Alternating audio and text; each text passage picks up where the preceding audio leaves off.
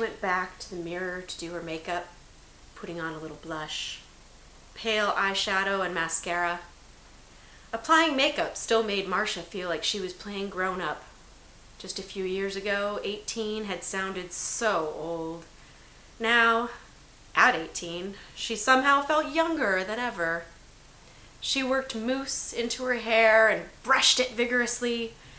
She halted with the brush in midair, suddenly reminded of an old fantasy of hers.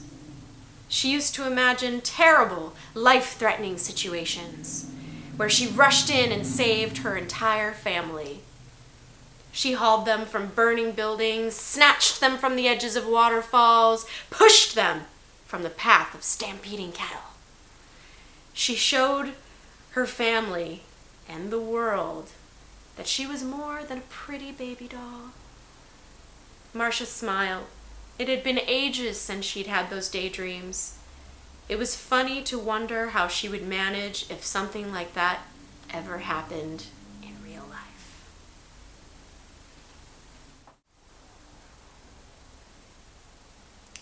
"See you Sunday night," she said, kissing her mom and dad goodbye. "Have fun," they called, watching from the doorway with Lonnie. Jay strapped Marcia's skis next to his on the Porsche's ski rack. She climbed in and turned towards her family. They looked incomplete without her, not quite whole. She pushed back a surprising, unsettling feeling of sadness, then waved and blew a kiss as Jay pulled out of the driveway. Jay lifted his hand from the gear shift and rested it on her knee. He patted her reassuringly. "Don't be nervous." The small car, smelling of his aftershave, vibrated with his deep voice. "Everything will be all right, I promise. This will be the most wonderful weekend of your life." Marcia stared out the window. Jay might be talking about the flight, and he could be talking about the skiing, but he wasn't. And they both knew it. Marcia's stomach tied in a knot.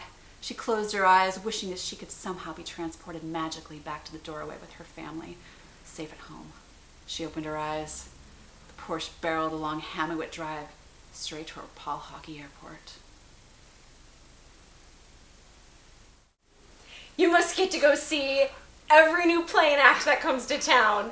Oh, how I envy you. You know, I'm not really that fond of going to nightclubs. I'd much rather go see my mom perform than go see some ear-splitting rock group. Usually the crowd is screaming so loud you can't even hear the music. What does your mom do? Aside from knitting these wild sweaters? She's a puppeteer and a storyteller. She has this really weird sense of humor that kids really pick up on. Sounds like a fascinating household. I guess. Anyways, it sure does make for strange mealtimes. When I was little, I thought my mother's puppets were real people. She'd fuss over them, clean them, talk to them. One time when she was paying more attention to them than she was to me, I took them and threw them in the toilet and tried to flush them. Oh, Bernie, she must have killed you. She should have. But I told you, she's strange. She thought the whole thing was wonderful and that the puppets had more character after their bath. But really, she was just glad that I showed my feelings instead of walking around feeling angry. She sounds great. Have you ever noticed that the older you get, the smarter your parents get? You too? I thought I was the only one.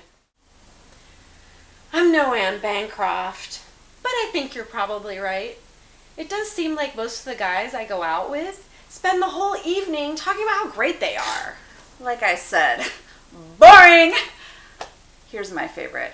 There's a rumor you're a lessee. If you aren't, prove it.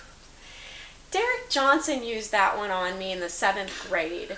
I was the only girl in my class with breasts, and he kept trying to find a way to get to me. I'm the only girl in my class without breasts. Oh, count your blessings. I finally started wearing huge oversized blouses so that the boys couldn't come up behind me in the halls and snap my bra. They didn't. And I walked around with my shoulders hunched forward so that I would look flatter. Worst of all, my friends were jealous, as if I had anything to do with it. I can't tell you what a relief it was when Roseanne Parker started to sprout. Then, of course, everyone else popped out. Do you realize I'm the only girl in my